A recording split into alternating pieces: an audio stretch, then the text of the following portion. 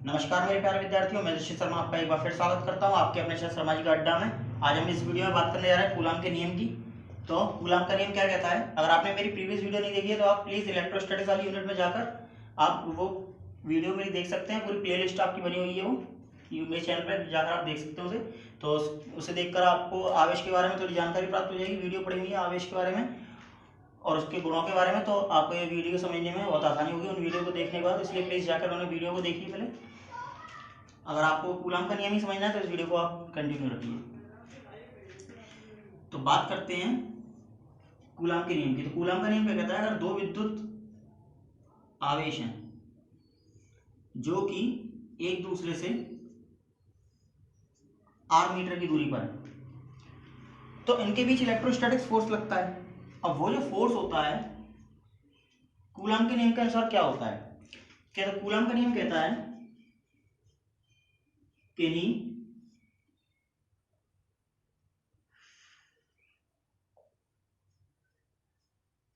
दो स्थिर बिंदु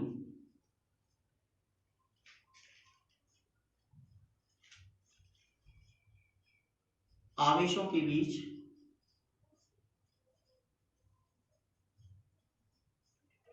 लगने वाला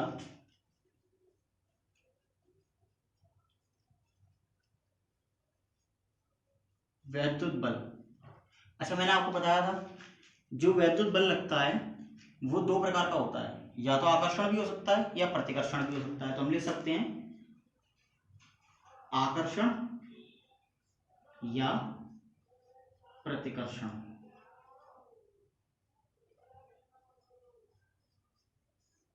बल। तो किन्हीं दो स्थिर बिंदु आवेशों के बीच लगने वाला वैद्युत बल जो होता है दोनों बिंदु आवेशों के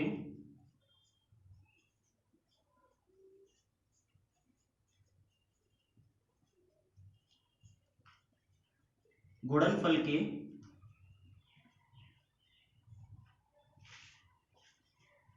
अनुक्रमानुपाती होता है। अनुक्रमानुपाती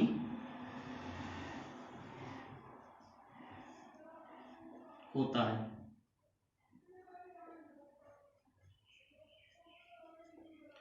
तो इसका मतलब क्या है कि जो बल होता है वैद्युत बल वो अनुक्रमानुपाती होता है दोनों आवेशों के बीच, दोनों आवेशों के गुणनफल का। तो Q1 और Q2 का गुणनफल कर दिया हमने,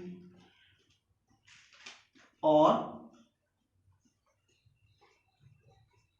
उन दोनों आवेशों की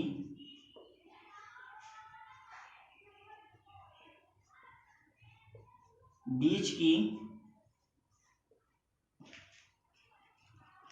दूरी के वर्ग के व्युत्क्रमानुपाती होता है।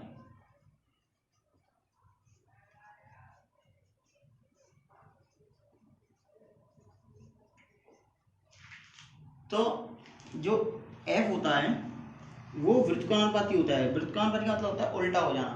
तो बीच की दूरी के वर्ग के, तो 1/r² लिखेंगे, क्योंकि रेसिप्रोकल का मतलब क्या होता है?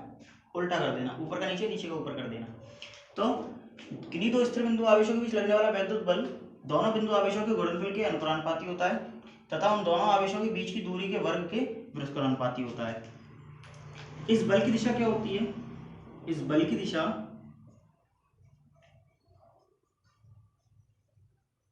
दोनों आवेशों को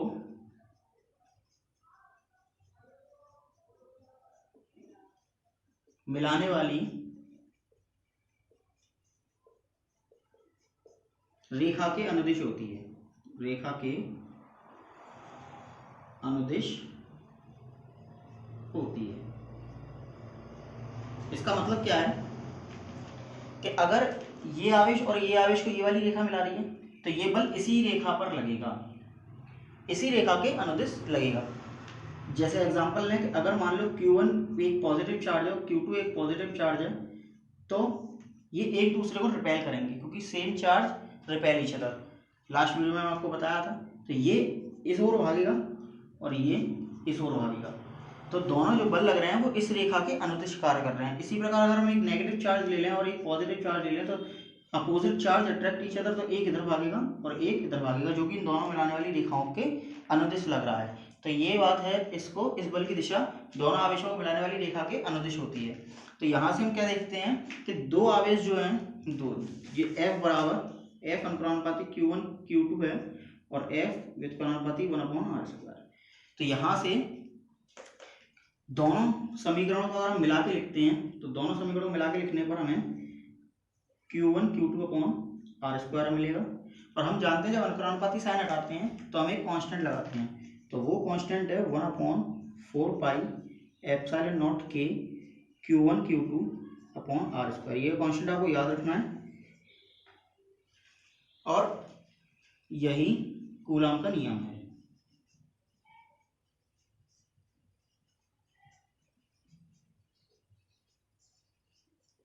तो यहाँ पर हमने क्या देखा, यहाँ पर हमें बहुत सी चीजें नई दिखने को मिल रही हैं, जैसे एप्सिलॉन नॉट और के। तो एप्सिलॉन नॉट के है क्या, तो एप्सिलॉन नॉट जो है इसे एप्सिलॉन नॉट पढ़ते हैं,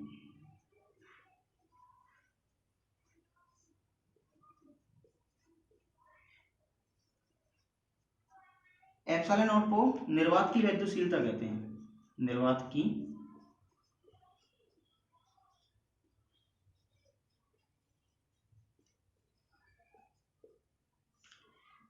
वैद्युशीलता कहते हैं।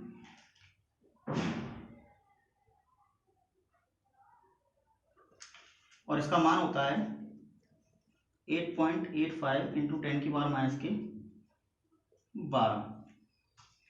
अब इसका मात्रा कैसे निकाला जाता है, एप्सिलॉन नॉट को अगर मैं इधर लेके आऊंगा तो एफ इधर चला जाएगा, तो कूलम स्क्वायर बटे न्यूटन मीटर स्क्वायर। तो हम लिख देंगे कूलम स्क्वायर बटे न्यूटन मीटर स्क्वायर। देख लीजिए एक बार, एप्सिलॉन नॉट नीचे है, इधर लेके जाऊंगा एफ की जगह, तो एफ इसकी जगह आ जाएगा, तो coulomb square newton metre square. के कांस्टेंट है हमारा, के जो है वो माध्यम का परावैद्युतांक है। वो क्या है, माध्यम का परावैद्युतांक। ये अलग अलग माध्यमों के लिए अलग अलग होता है। तो हमारे जो आवेश हैं वो किस माध्यम में रखे हुए हैं ये डिपेंड करेगा के पर। जैसे अगर हमारा जो आवेश है वो वायु में रखे हों, यदि दोनों आवेश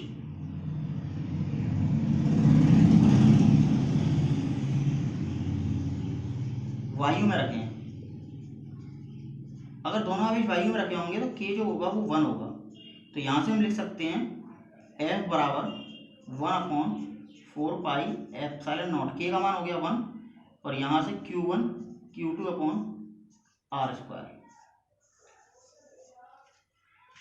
तो यहाँ पर जो वैल्यू होती है 1/एप्सिलॉन नॉट 1/4 पाई, इसकी वैल्यू होती है 9 × 10⁹। ये आप याद रखिएगा, 9 × 10⁹ इसकी वैल्यू होती है।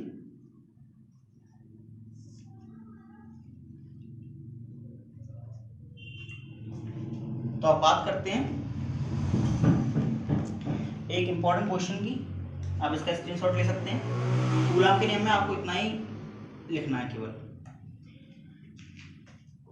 अब एक क्वेश्चन क्या आता है, ज्यादातर पूछा जाता है वो क्वेश्चन,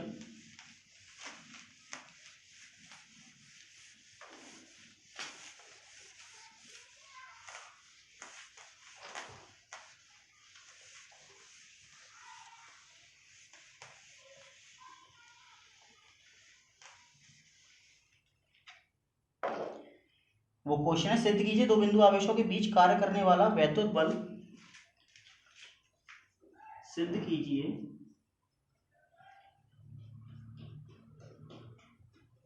दो बिंदु आवेशों के बीच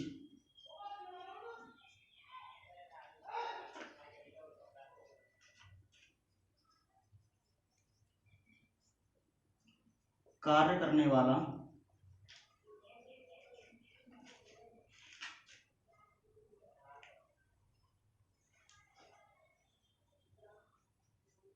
वैद्युत बल वायु या निर्वात की अपेक्षा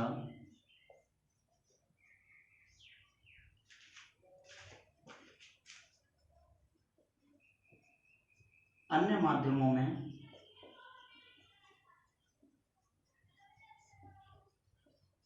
कम हो जाता है।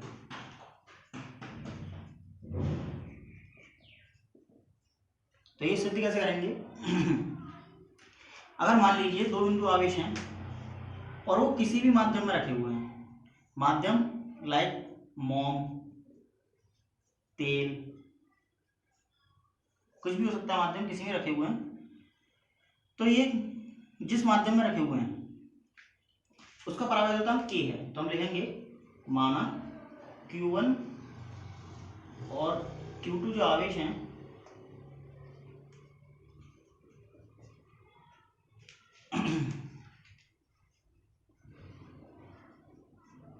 के परावैद्युतांक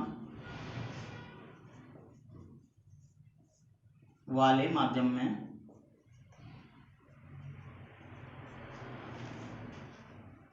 रखे हैं। तो अगर मैं इनके बीच बल निकालना चाहूंगा तो M फॉर मीडियम, जो बल होगा वो माध्यम में रखने पर बल होगा,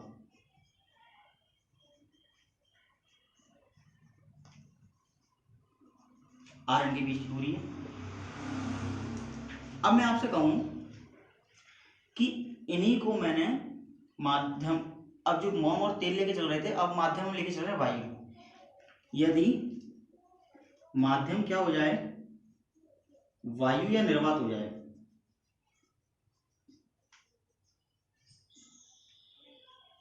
तो हम जानते हैं K का मान क्या हो जाएगा आपका 1, क्योंकि वायु और निर्वात के लिए K का मान जो होता है वो 1 होता है। तो यहाँ से जो अब बल लगेगा वो माध्यम किस में रखे हैं, जो आवेश रखे हैं वो वायु में रखे हैं, तो बल लगेगा वायु में। और 1/4πε0 K हट, अब K का मान 1 हो जाएगा, K हट जाएगा, Q1 Q2/r²। ये समीकरण नंबर 1 और ये समीकरण नंबर 2। अगर हम समीकरण नंबर 1 और समीकरण नंबर 2 को देखें तो समीकरण 1 व 2 से देखा जाए, अगर मैं इसकी वैल्यू, ये जो आपको दिख रहा है इतना हिस्सा, इसकी वैल्यू FA लिख सकता हूँ, तो FM बराबर आ जाएगा FA/K। तो यहाँ से आपने क्या देखा कि देखिए FA में जो बल लग रहा था वो ठीक है, जो बल लग रहा था FA में, मतलब जो FA बल लग रहा था यानी वायु में जो आवेशों के बीच बल लग रहा था वो अपनी जगह ठीक है, लेकिन जैसे ही उन आवेशों को माध्यम में लेके जाया गया तो माध्यम में जो लगने वाला बल FM है वो कम हो गया। कैसे? क्योंकि उसके माध्यम के परावैद्युतांक से FA में भाग हो गया। जब हम किसी संख्या से FA में भाग दे देंगे तो संख्या कम आएगी, तो जाहिर सी बात है FM भी कम हो जाएगा। यानी हम यहाँ से कह सकते हैं कि ये सिद्ध हो चुका है कि दो बिंदु आवेशों के बीच कार्य करने वाला जो विद्युत बल होता है वो वायु में जो कार्य करता है विद्युत बल वो ज्यादा होता है किसकी अपेक्षा, माध्यम में रखने पर, उन आवेशों को माध्यम में रखने पर। तो अन्य माध्यमों में आवेश जो बल होता है, आवेशों के बीच लगने वाला बल होता है माध्यमों, अन्य माध्यमों में वो कम होता है किसकी अपेक्षा, वायु में रखने पर जो बल लगता है उन पर, उनकी अपेक्षा। अब यहाँ से एक छोटी सी बात और कर लेते हैं।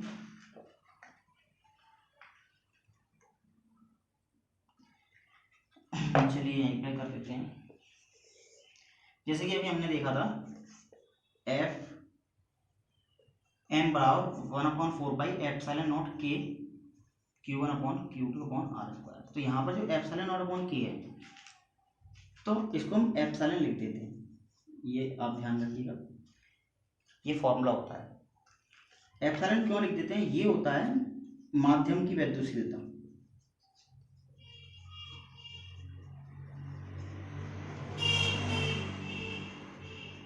और ये होती है निर्वात की वैद्युशीलता।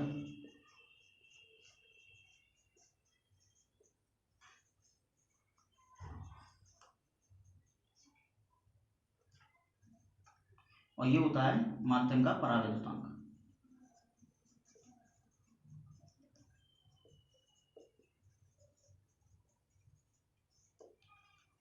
तो यहां से हमने क्या देखा कि ε0 माध्यम की वैद्युशीलता, अगर मान लीजिए कि जो माध्यम का परावैद्युतांक है अगर 1 हो जाएगा तो जो माध्यम की वैद्युशीलता किसके वैद्युशीलता बराबर हो जाएगी, निर्वात की वैद्युशीलता के। यानी अगर K का मान 1 रख दें तो एप्सिलॉन बराबर हो जाएगी ε0 के। तो यहाँ से क्या देखा कि माध्यम की वैद्युशीलता किस पर डिपेंड करती है, माध्यम की वैद्युशीलता डिपेंड करती है K पर। अगर हम वायु की वैद्युशीलता में K से मल्टीप्लाई कर दें तो वो माध्यम की वैद्युशीलता निकल आती है। तो निर्वात की वैद्युशीलता में अगर हम परावैद्युतांक से, जो माध्यम का परावैद्युतांक है उससे मल्टीप्लाई करें तो क्या निकलता है हमारा, माध्यम की वैद्युशीलता, जिसे हम एप्सिलॉन से रिप्रेजेंट करते हैं। अब इसे एप्सिलॉन आर से भी रिप्रेजेंट कर देते हैं, इसे के से भी रिप्रेजेंट कर देते हैं। ये थोड़ा दो सिंबल और हैं इसके। अब यहाँ से अगर मैं आपसे कहूँ कि ये इसको ध्यान रखिएगा, इसे भी के से रिप्रेजेंट करते हैं, इसे भी कभी कभी के से रिप्रेजेंट कर देते हैं। तो जब दोनों को रिप्रेजेंट करते हैं तो यहाँ पर ये के बड़ा आता है और ये के स्मॉल आ जाता है। ये थोड़ा ध्यान रखिएगा, किताबों में कई जगह ऐसे दे रखा है। तो अब यहाँ पर हम आपसे अगर पूछें कि माध्यम का परावैद्युतांक या परिभाषा निकाल सकते हैं, तो आप कैसे निकालेंगे माध्यम के परावैद्युतांक की परिभाषा?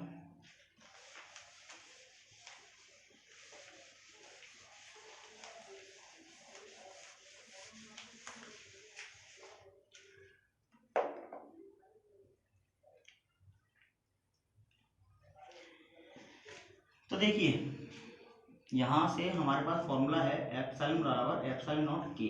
तो अगर मैं आपसे कहूँ के बराबर क्या निकालेंगे, तो एप्सिलॉन अपॉन एप्सिलॉन नॉट।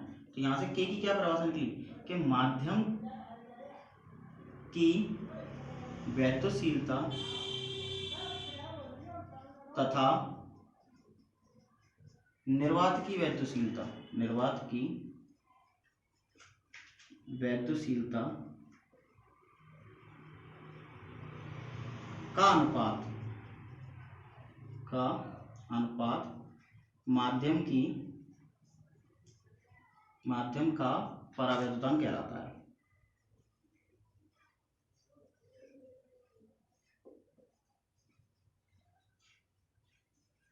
तो यहाँ से आपकी माध्यम की वैद्युतशीलता तथा निर्वात की वैद्युतशीलता का अनुपात माध्यम का परावैद्युतांक कहलाता है। यहाँ से परावैद्युतांक की परिभाषा हो गई, जनरली पूछी जाती है 1 नंबर में। तो आज के लिए इतना ही। आई होप आपको ये वीडियो पसंद आई होगी। तो प्लीज़ इस वीडियो को अपने फ्रेंडों के साथ ज़्यादा से ज़्यादा शेयर कीजिए ताकि वो भी इस वीडियो का लाभ उठा सकें। और अगर आप मेरे चैनल पर नए हैं तो प्लीज़ मेरे लाल बटन दबाकर उस चैनल को सब्सक्राइब कीजिए। और इलेक्ट्रोस्टैटिक्स की मैंने पूरी प्लेलिस्ट बना रखी है, आप उसको जाकर एक बार देखिए और उस वीडियो का लाभ उठाइए। इसी के साथ मैं ऋषि शर्मा आपसे विदा लेता हूँ। जय हिंद, जय भारत।